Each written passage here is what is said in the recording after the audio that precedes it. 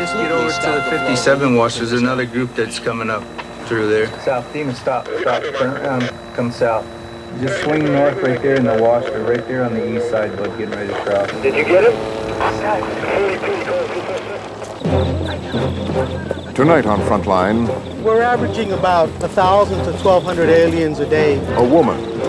Enough is enough. It's just out of control. Her treacherous journey. And it's affecting my lifestyle. To a better life in America. I frankly don't care why they come. If they're here, they're breaking the law of the United States and they need to leave. Correspondent William Longavisha examines Americans' growing fears about the rush of illegal immigrants. In the past, we worried that immigrants would never become like us. Today, we worry about something new, that they will cheat on welfare, corrupt our politics, and watch too much TV. We worry that they will become like us. Got your homeland, go back! Tonight on Frontline, It's our country, it's America! go back to Mexico.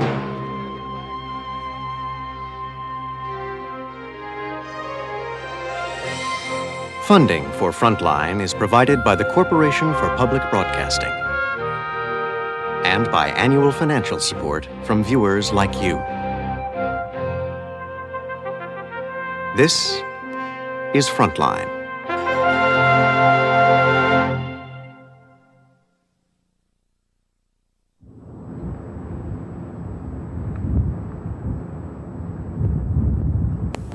Along the border at San Diego, it starts the same way every day. They've come from all over Mexico and Central America.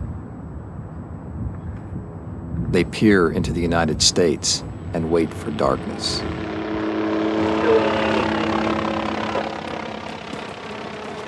Every night, thousands of people penetrate the border defenses here, and many of those will stay. Since 1980, the United States has absorbed the greatest rush of newcomers in its history, an average of over 1 million immigrants each year. Half of them cross this southern border. Fully 1/4 come illegally. San Diego is the new Ellis Island, but no one is erecting statues to liberty. They're costing us millions of dollars every year. They account for about 30%. Are you the They account for about 30% of our criminals. That they come here and have, and they become legal citizens. 30. They say 30% of their lives. You got your homeland, go back! Illegal immigration in particular frightens and angers Americans, and nowhere more than in California. They keep coming. 2 million illegal immigrants in California. The federal government won't stop them at the border, yet requires us to pay billions to take care of them. Pete Wilson, California's incumbent governor, has sensed a winning issue and is campaigning vigorously against illegal immigration. They're coming by boat, they're coming by plane, they're coming on foot, and they're coming. A flurry of proposed bills would deny public benefits to illegal immigrants, including schools, welfare, and health care. Who need these benefits, and we just don't have the money to support this type of giveaway program to illegal aliens. Attorney General Reno and Senators Feinstein and Boxer spent about an hour touring the border. Washington has felt the need to respond, and liberals on this issue sound increasingly like conservatives. The day when America could be the welfare system for Mexico is gone. We simply can't afford it. Today we send a strong and clear message. We will make it tougher for illegal aliens to get into our country. We can't afford to lose control of our own borders or to take on new financial burdens at a time when we are not adequately providing for the jobs, the health care, and the education of our own people. Therefore, immigration must be a priority for this administration. I have lived along this border and written about it for years. It is not the only place to look at immigration, but it has become the most important. Economically, socially, and politically, what happens here affects every corner of our country. Along this border, the choices affecting our very identity as a nation lie starkly exposed. San Diego is the American dream city. For many immigrants, it is the first awe-inspiring sight of a new world. But like much of Southern California, San Diego is a troubled place. defense cutbacks have undermined its economy, causing widespread unemployment and frustration. It's not surprising that the city has become a hotbed of anti-immigrant activism. On KSDO AM 1130, News Talk Radio. We're with Harold Ezell and Peter Newman. A daily talk show hosted by Roger Hedgecock, a former mayor and reformed liberal, is the best-known forum for these feelings. As a former U.S. attorney here in San Diego, certainly people with the right credentials. I feel like, as a recovering politician, I can tell you my senses are that this is a firestorm of a political issue. Well, when you see Dianne Feinstein, who was the mother of sanctuary in San Francisco for illegals, now stands on the border and shakes her head and wrings her hands and says something has to be done, then you know that it's a real issue. 60% of Americans feel illegal immigration damages the country. That sentiment is even stronger in California. If they're here, they're breaking a law of the United States and they need to leave. We have got to address the reality that there are 500,000 people getting caught coming across our border every year. That's got to stop. We don't have enough of that social service net for citizens, for people who deserve it, for people who are sick here in our country. We have a lot of open phones and lots of people who want to talk. Let's get Lauren in San Diego. Hi. All of them know that if they get here that we'll look after them. And I decided to follow the telephone trail back to the people who called in. That we look after the babies that wander over here. If you're an illegal alien and you go into our county welfare offices, you can get welfare.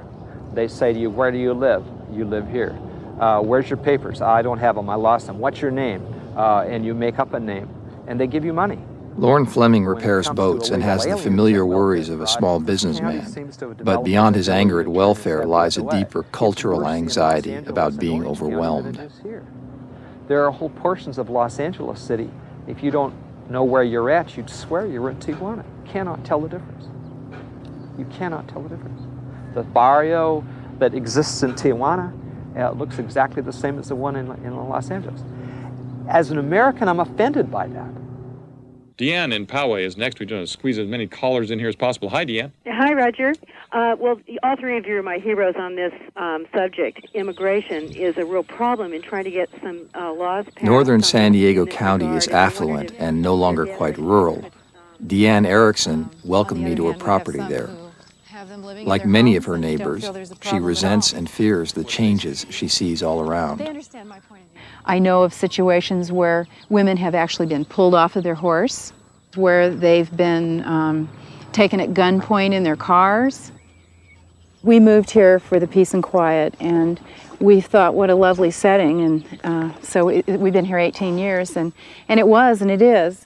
A casual visitor might not understand her fears, but there is a hidden world here, and it is close by. Deep in the ravines, a tenacious and foreign visitor has moved in. We do have problems with illegal laborers who work up here, live up here.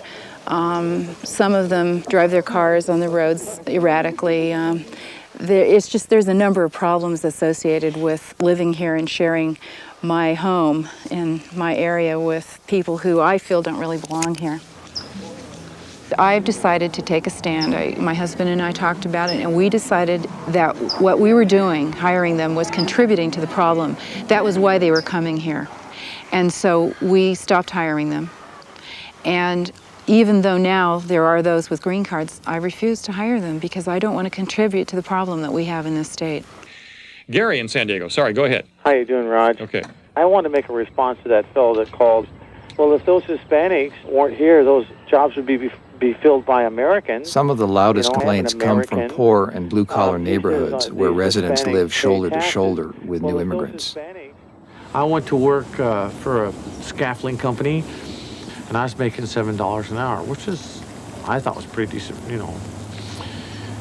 And they let me go. And the reason they let me go is because they could hire 2 Hispanics to do my work for $10 an hour, meaning for both.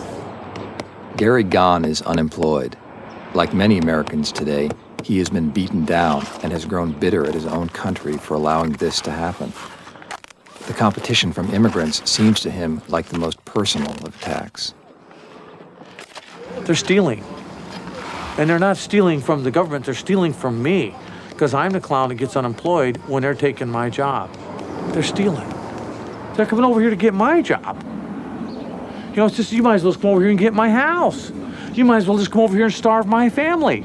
Gon sees the world in simple terms, but poses questions that have no easy answers. Feed you.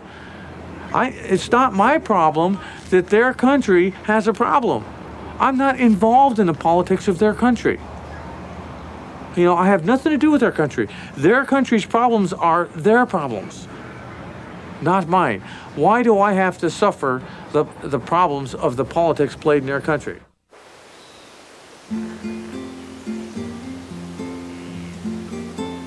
There is an old and circular argument about what drives immigration, suction from the north or pressure from the south. The answer is probably both. Mexico, like Central America, remains deeply troubled. Agua Verde, a coastal community about 1,000 miles south of the border, is a typical Mexican town. From the outside, it appears whole, but on the inside, it is damaged and poor. When shrimp are abundant in the nearby lagoon, Agua Verde can support itself. But most years, the shrimping is bad. Then the town falls back on farming. But there is not enough land, and there is not enough irrigation water. Farmers can only grow one crop a year. For a visitor, life seems wonderfully relaxed here, but the relaxation is enforced. For the people of Agua Verde, it becomes a way of enduring the slow passage of time. Men leave if they can. Women and children follow. In recent years, much of the town has escaped to Los Angeles. Some people who left Agua Verde have established themselves as legal residents of the United States. They may dream of their former lives, but when they return, it is only to visit. I left because my family really didn't have enough to eat. And if I were in the same situation right now, I don't know how, but I'd find a way to jump the fence. Because to live here in this situation, you just can't.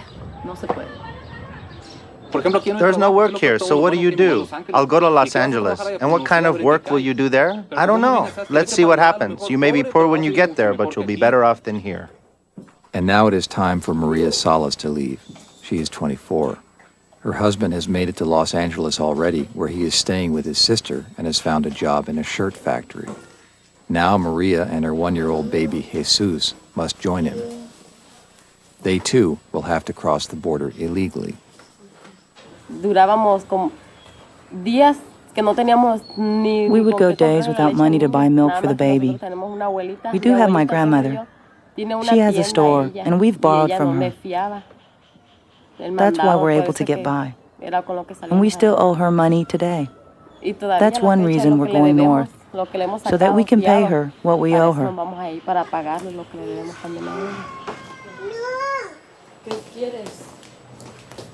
If they go, they want to improve their lives. Lorena Quintanilla is a retired teacher and local welfare official. I asked her if Mexico's problems should be the responsibility of the United States.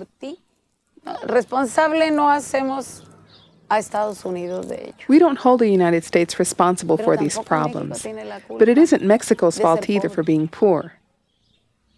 They go in search of a better financial situation for their families. We love Mexico. Only something of great magnitude would make us abandon our country. There is great poverty here. And this affects our lives. We don't want to be so poor that we can't provide stability for our children, for our families. That's why we go to the United States. We go to find opportunities. It's Maria's last night in Agua Verde. Her neighbors have thrown a traditional going-away party for her.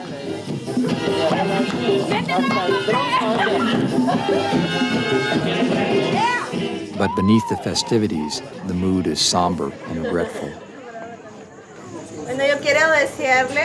I want things to go very well for you there. Don't be sad when you think about going away. My husband and I wish the best for you and your baby. Ojalá que por allá en el extranjero I hope that up there you find the future that you couldn't achieve here. I wish you and your husband the best of luck. Thank you.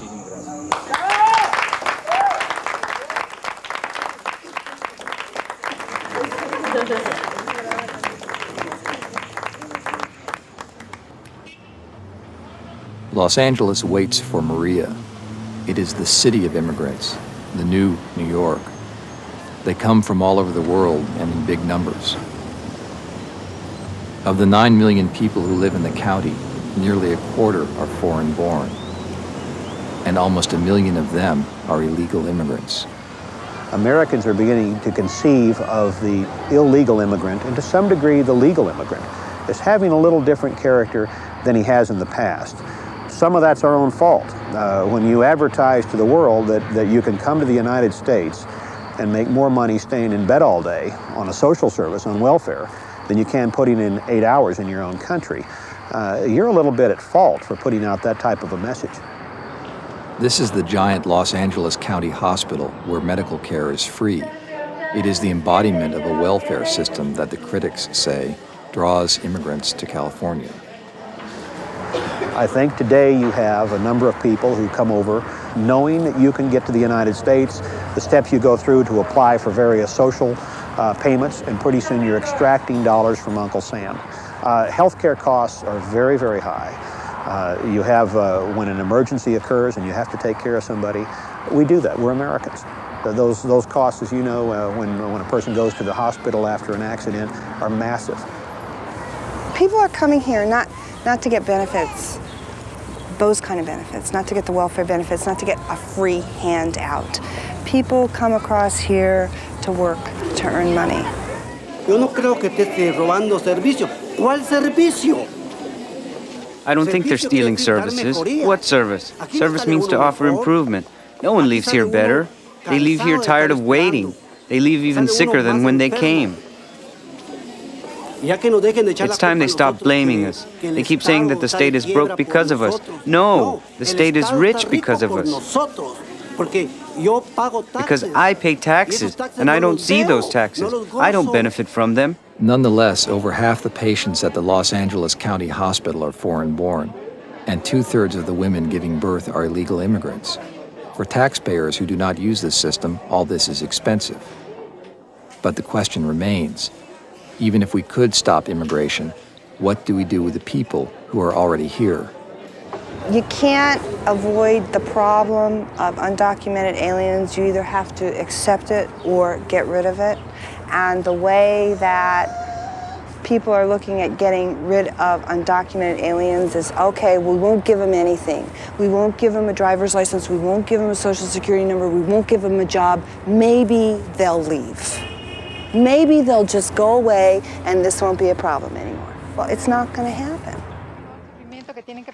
Outside the city, in the migrant camps, there is plenty of evidence that the immigrants will keep coming even if they are denied social benefits. Claudia Smith, an attorney who works with the migrants, took me to a camp in northern San Diego. It's one of the biggest encampments of its sort. And this is how they put their housing together and ward off, or try to ward off the rain and the cold. They come here, especially in the San Diego area, for about 7, 8, 9 months out of the year and then go home. They come to piece together a living wage, which amounts to an average of $5,000 to $7,500 a year, and working under conditions that are as appalling as anything I have seen over the last 20 years. We are very poor people, but we're not thieves. We're honorable people. We like to work and earn what little we can. I don't think people come here in search of free benefits. Everything is earned here through our work. Nothing is free.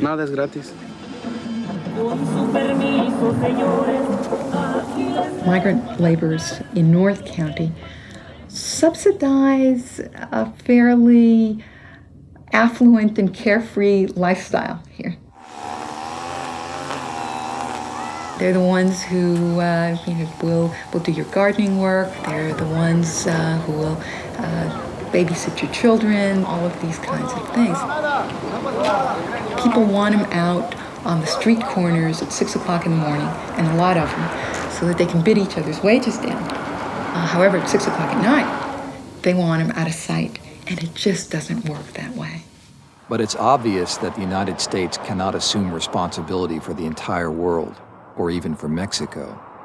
A debate is now raging over whether total immigration, legal and illegal, is causing large-scale economic damage to the nation. There are illegal aliens taking large numbers of American jobs that are fairly high-paying jobs and are valuable to our citizens. And that's now being substantiated by people like Dr. Huddle of Rice University. That's trouble.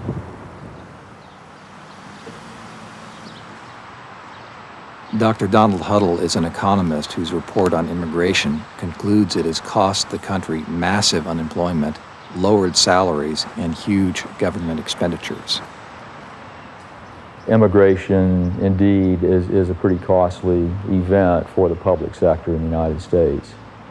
The net cost, after taking into account taxes that are paid by them at local, state, and federal levels, that the cost is about $42.5 billion, $1992. Huddle's report was commissioned by the Carrying Capacity Network, an environmental group with strong reservations about immigration. But it has never been published in an academic journal and is disputed by most immigration specialists. In Washington, I talked to Huddle's chief critic, Dr. Jeffrey Passell of the Urban Institute. He tends to understate the amount of taxes that immigrants pay, tends to overestimate the costs of services provided to them. In a very general sense, he tends to ignore positive and indirect benefits of immigration. And in this report in particular, he greatly overstates the number of immigrants. Two-sentence description. Illegal immigrants in particular are hard to count. Passell, like the federal government, believes they now number perhaps 3.5 million. Huddle adds about 1 million to that figure. It's true that, for instance, on the illegal immigrants, that I am on the upper part of the range, and Dr. Passell is on the very bottom of the range. And I happen to believe from the studies that have been done, including presidential commissions and the original Immigration Commission, that my numbers are very consistent. We've taken it apart and looked at the assumptions and redone a lot of the calculations with more accurate assumptions. We come up with a figure in the range of $25 to $30 billion in surplus rather than cost. Between Huddle and Passell lies a gap of $70 billion. Both men make assumptions because there is so little hard evidence. It appears that immigrants do suppress wages, but they also create new jobs with their productivity and spending. New immigrants burden local governments, but probably pay more into the federal treasury than they take out. The consensus among experts is that Huddle is wrong. Beyond that, there is only politics.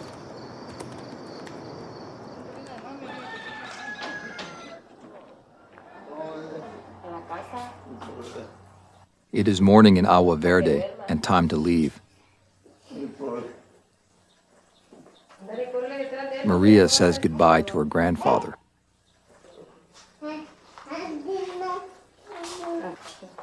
Siempre siente uno tristeza, ¿verdad? Porque se van. One always feels sad because they leave. She's nervous and happy because she's going to be with her husband. We'll see if their lives will change. Right now, things are sad here. There hasn't been any business. Maria is leaving behind the comfort of her known world. The future is treacherous. The way is uncertain.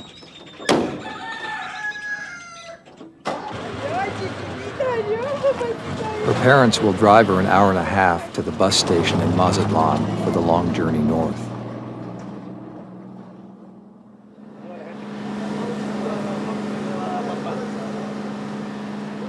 Tijuana and the border lie 24 hours away.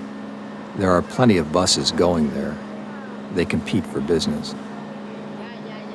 Maria has only her baby and her worries to keep her company.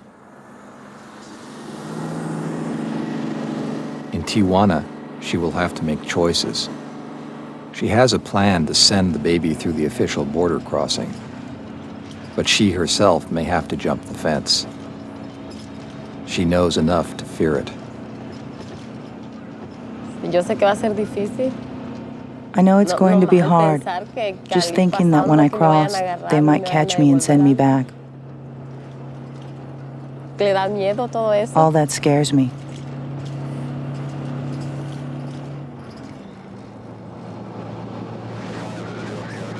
For years, as an air taxi pilot, I flew the border.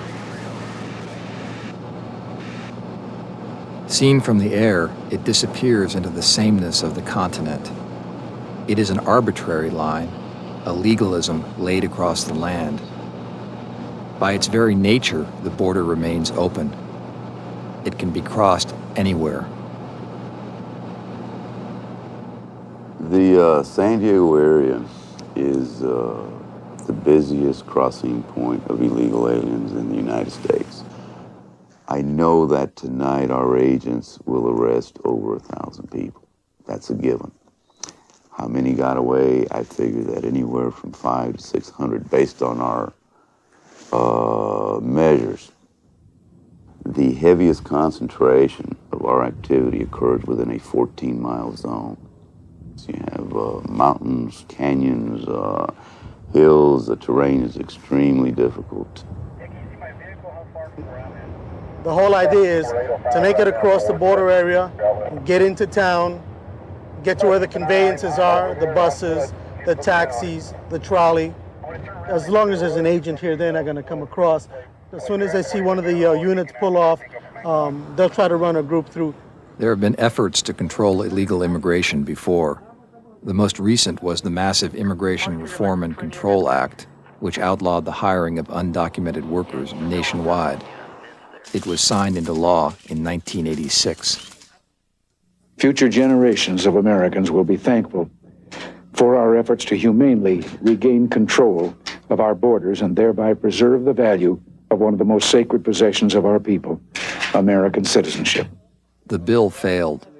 It required employers to verify the identities of their workers, but a huge black market in phony documents sprang up in response. Employers could no longer tell who was a legal resident and who had crossed the border illegally. What she did is she got a smuggler to take this, put her picture on there, put the counterfeit stamp on there, and then she tried to make application for entry with it. This document right here, this gentleman presented. It's got his fingerprint on it. We've already checked the fingerprint. It's not him.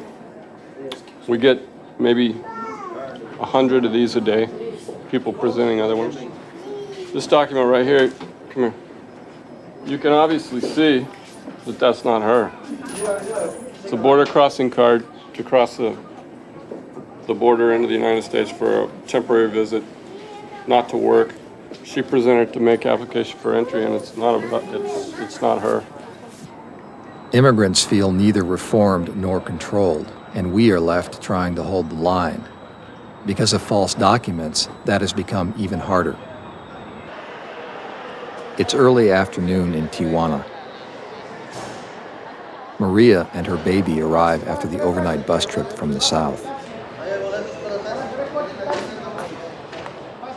Los Angeles is now only a few hours away, but Maria has no idea how she'll cross the line.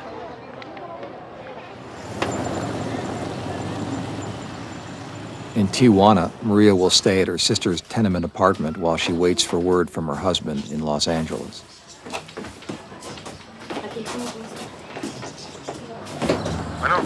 Hey, ¿ya fuiste a buscar quién me va a pasar? No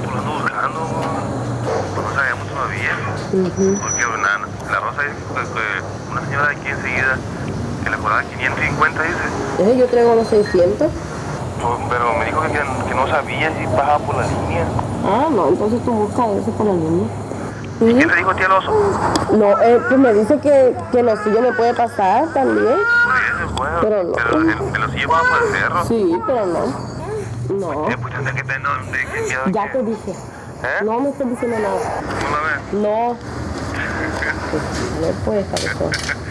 Y si me devuelven, yo ya no me voy a pasar, ¿eh? ¿Cómo? Yo ya no voy a volver a hacer la lucha. ¿Cómo no? No. ¿Por qué no? Porque no. Bien, tú. Tú estarás bien, estarás ciega. Bueno, no te digo, no, nada de eso. Me devuelvo para Maria simply has to wait. Agua Verde. She keeps her courage up with the thought that Agua Verde is only a bus ride away. Meanwhile, the U.S. government keeps trying to strengthen the divide between Tijuana and San Diego. The first move was the construction of 15 miles of new, reinforced fencing. We found every available landing mat stacked up in surplus from Guam to Guantanamo. I mean, every military base we had, we searched for landing mat. We found a ton of it, 179,000 pieces. So what you have right here is a little runway that's just been turned on its side. But there is little evidence that the fence has slowed illegal immigration.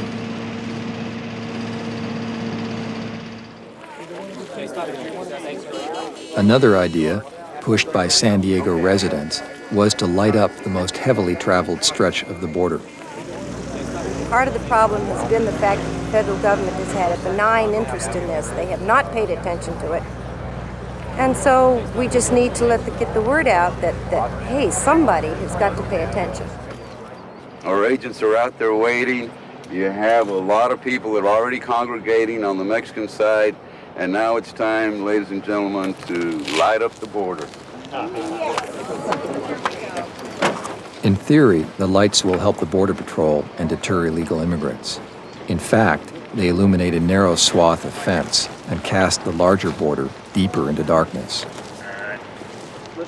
Border Patrol Chief De La Vigna himself must know that the lights are largely a political show. Again, these lights are not the ultimate solution to this problem. In fact, we had about 20 people just make a run across the border. The Border Patrol did see them. They're trying to get a hold of them. 10-4 is going to be a few.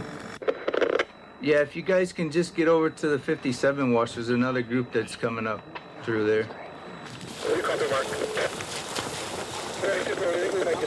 The final defense is technology borrowed from the military. Stacy, you got a lot of stuff that left fantasy. The Border Patrol now parks thermal imaging cameras on hillsides. Kelly, just swing north right there in the wash. They're right there on the east side, bud, getting ready to cross. What do you need me to do? Come on. Yeah. South. Demon, stop. Turn around. Come south. Did you get it? The government carefully tallies its arrests each night. No one knows how many people get away, but it's clear that immigration has not been stopped at the border, not by fences, lights, or high technology.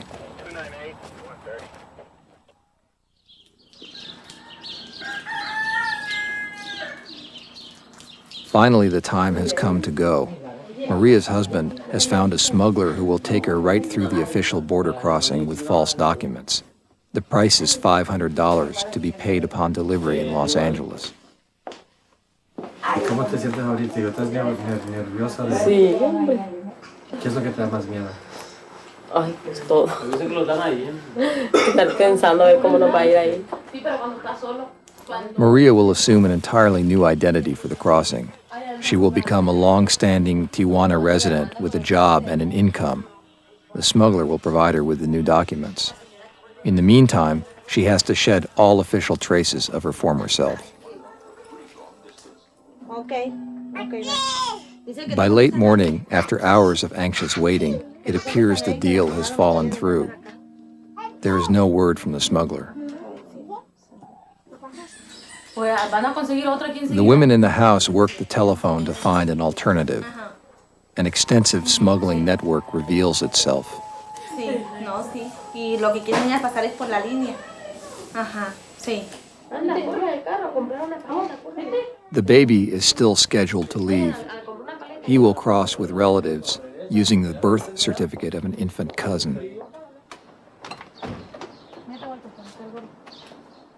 Maria makes the wrenching decision to send him ahead. no, no lo tienen que tomársela. Ajá. Ujú. Y ahorita ya no tiene chance de...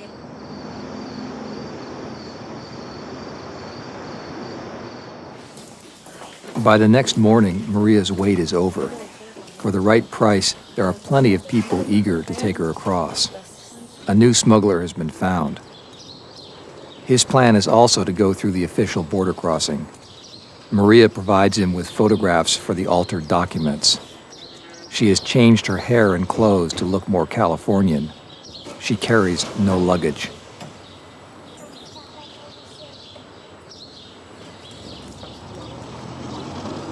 The smuggler is nervous and in a hurry.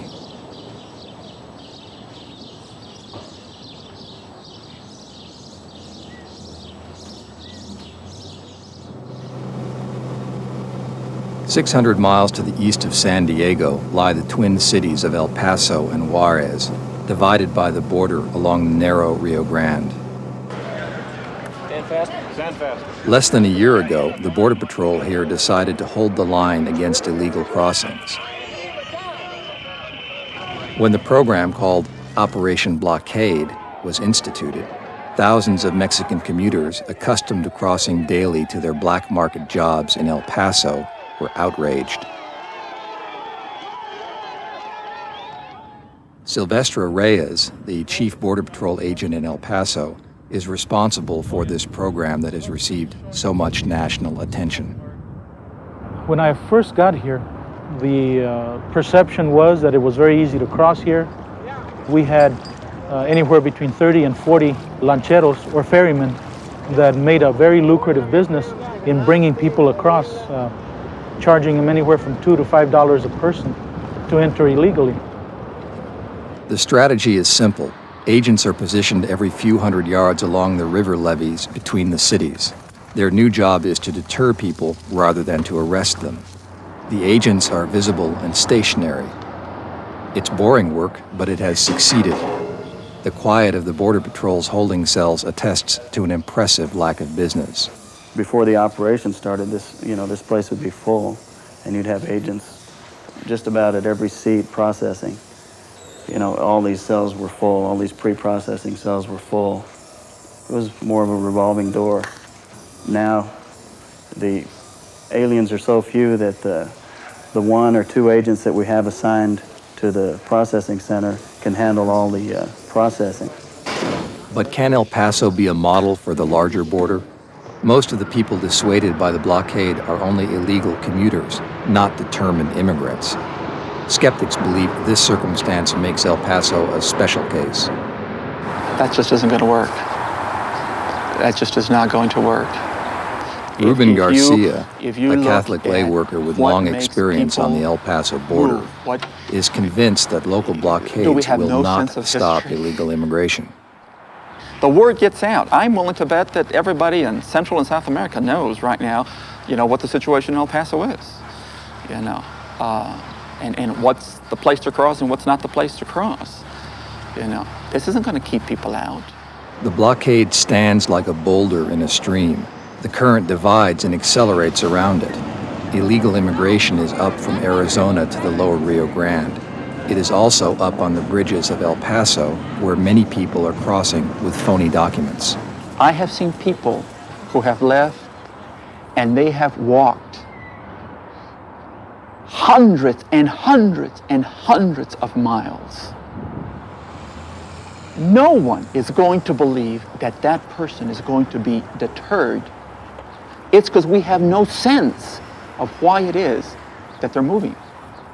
But Reyes is confident his solution can control illegal immigration along the entire 2,000-mile border. There are only approximately 200 miles that we really basically need to control in this way here. And this type of operation makes it very practical in terms of addressing those 200 miles. El Paso fools people. They tour the levees and naturally suspect that a painless solution has been found. But I left with serious doubts, looking down once again on the larger border where Reyes' own agents admit that the blockade fails just outside the city. In San Diego, there is mounting pressure on the Border Patrol to institute an El Paso-style blockade here at the border's busiest crossing point. But the question is, will it work? It's not that we don't want to do that type of an operation. Physically, it's not going to work. El Paso has level terrain, Rio Grande River. Here we have mountains, we have canyons, you have the ocean. The other aspect is you have 95% of those that are entering are not local. They're from the interior of Mexico. Their motivation is that if they don't make it tonight, we apprehend them and send them back. Well, they're on the border tomorrow night. They're not going back to their home. So when you put all that together, then you put the volume where El Paso might be dealing with 600, 700 on a daily basis. We're dealing with 2,000. These 2,000, should there be, say, some type of a barrier or what have you, where they couldn't come across, the following night you'd have another 2,000, followed by another 2,000. By the end of the week, you'd be looking at close to 10, 15,000 people. We're going to lose. We don't have the resources. We would anticipate that they would be making big rushes at us. We would anticipate there'd be violence. We would anticipate a riot-type situation. Frankly, there are ways to seal a border. The Soviets showed us how. It requires barbed wire, watchtowers, and guards, and some sort of more powerful deterrent. No one seriously suggests that the United States use deadly force on its perimeter. But those most concerned about illegal immigration worry that arrest and deportation is no punishment at all, that the southern border is just a revolving door.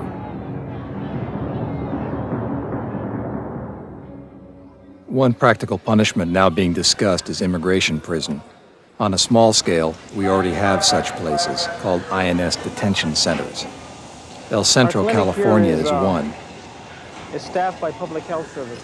500 men are locked up here awaiting their hearings. Most are criminals just released from prisons. But some are not.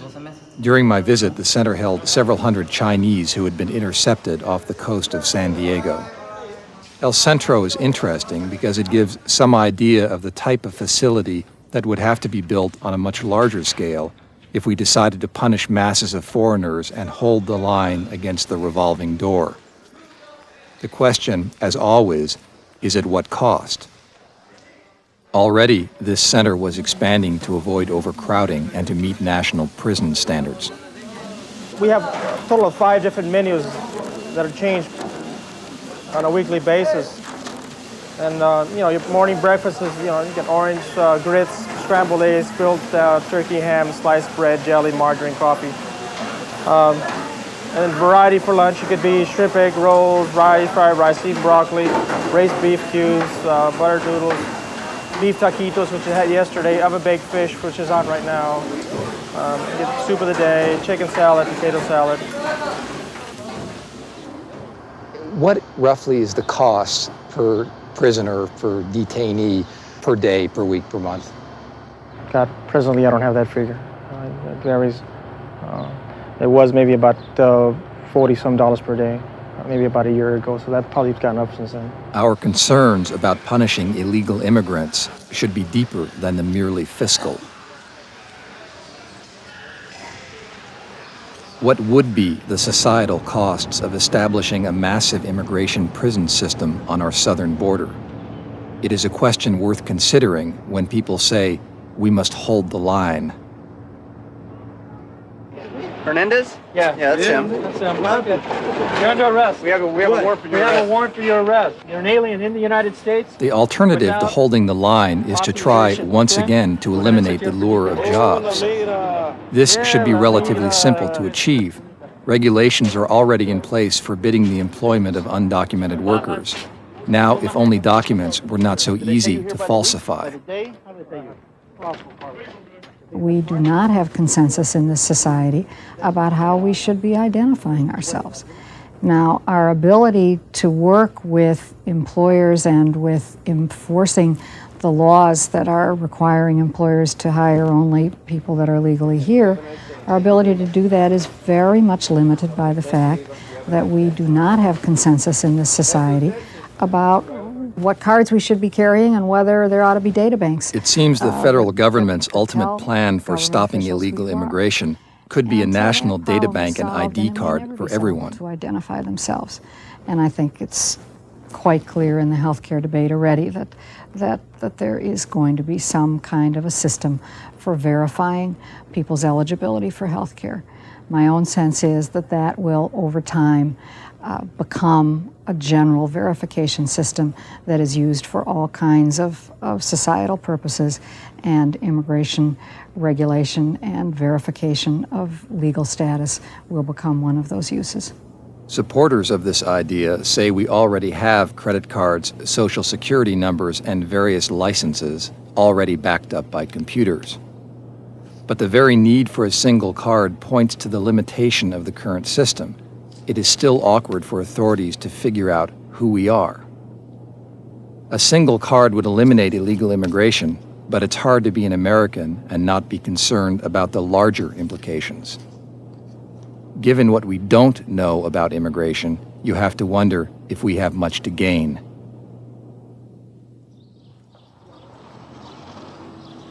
We had lost track of Maria as she headed for the San Diego border. Her plan was to get into the United States through the official crossing point using false documents. Up in Los Angeles, the baby Jesus has made it safely. Maria's husband has not seen his son since his own long trip north. By early afternoon, there is no sign of Maria. Her family is worried and is beginning to imagine trouble. ¿De Tijuana? No. Pues a ver cómo le irían para pasar ellos la frontera, pues. ¿Cómo vendrían? I don't know how they're ¿Cómo doing irían a pasar para or atrás? how it will go if Porque they're yo cuando crossing the pasé, border. pues, For estuvo me, muy duro, it pues, was an la extremely pasada difficult mía. crossing. Maybe she got caught. I don't know. I really don't know what could have happened. It's been many, many hours.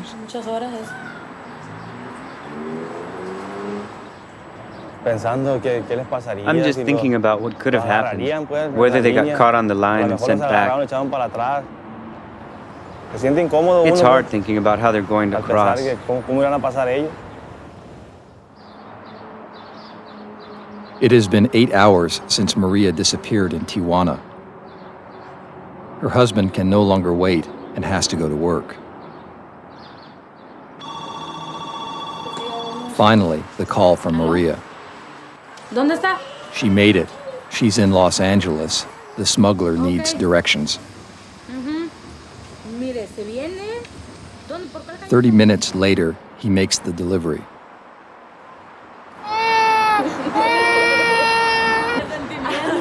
¿Qué, hijo? ¿Qué te hizo tu tía, hijo? ¿Qué le hicieron eso, Chiquitito. Sí, aquí está lo demás. Until now, no money has changed hands. But with Maria safely in Los Angeles, the time has come for payment.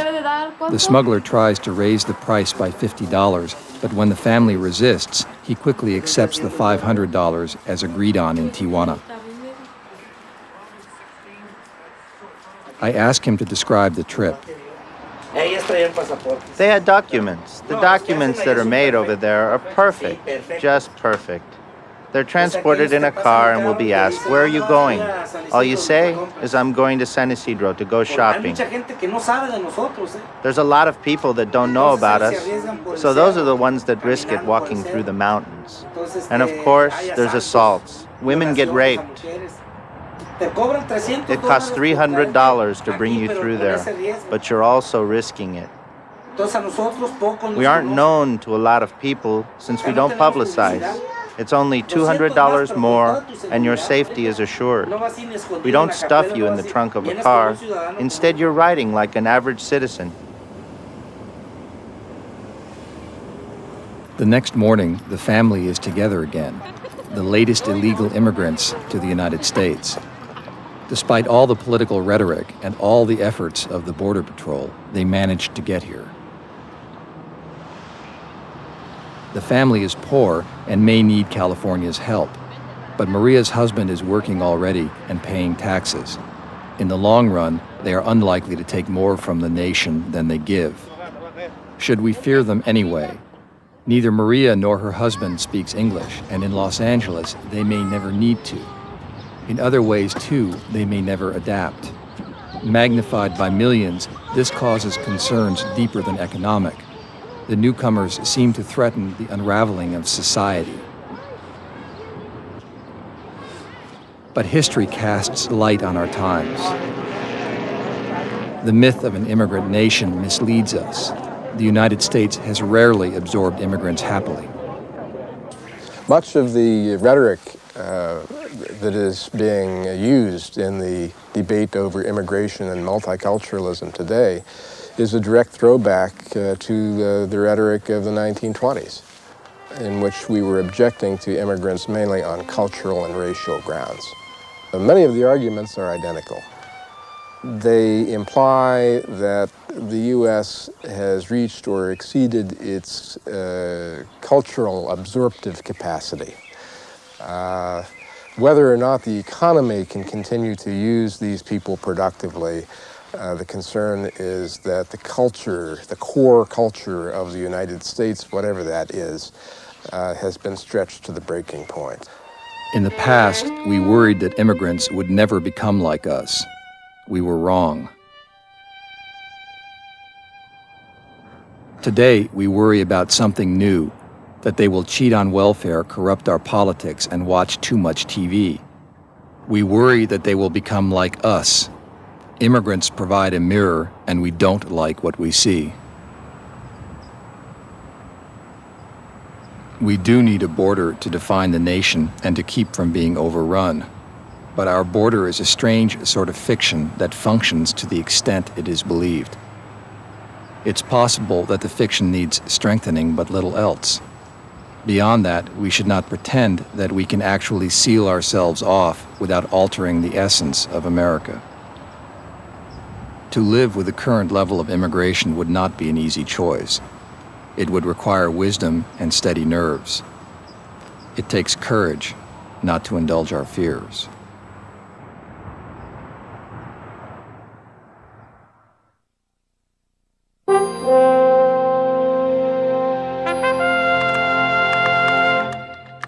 Dear Frontline, I am so grateful for... Dear Frontline, and now it's time for some viewer comments.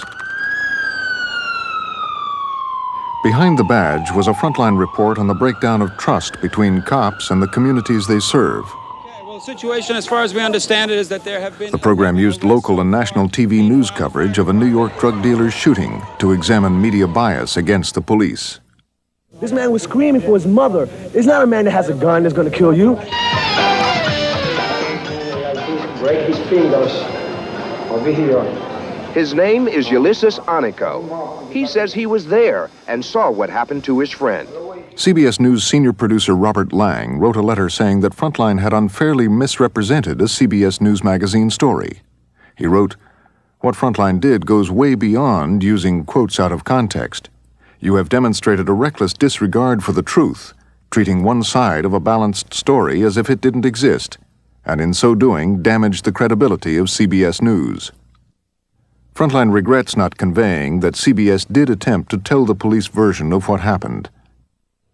Dear Frontline, One viewer sent us a video letter defending police use of force in life-threatening situations like the one discussed in the program. The officer does not choose to get assaulted, but must control that type of behavior. It's time to allow law enforcement realistic options of controlling resistive behavior so that they may protect and serve the citizen population better. This is Sam Faulkner, Law Enforcement Training Specialist from the Ohio Peace Officer Training Academy. Dear Frontline, another viewer had a different reaction. I believe that police abuse of the public is much more widespread than generally known and is covered up by the politicians and politically controlled courts. And the public is at the mercy of the lawless cop. Increasingly, the criminal law has become a revenue measure, resulting in more regulations and controls and more police supervision of the public and violation of their civil rights. It is called law and order. Very truly yours, Donald J. Cassidy.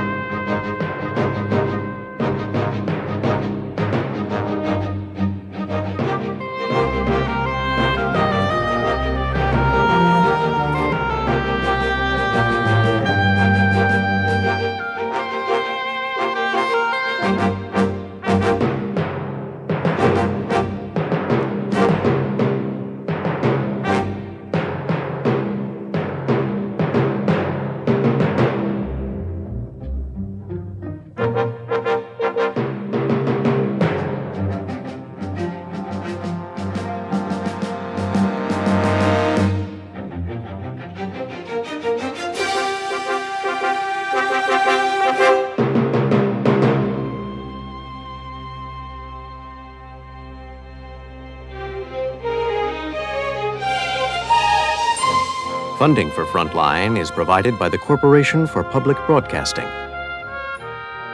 and by annual financial support from viewers like you. Frontline is produced for the Documentary Consortium by WGBH Boston, which is solely responsible for its content.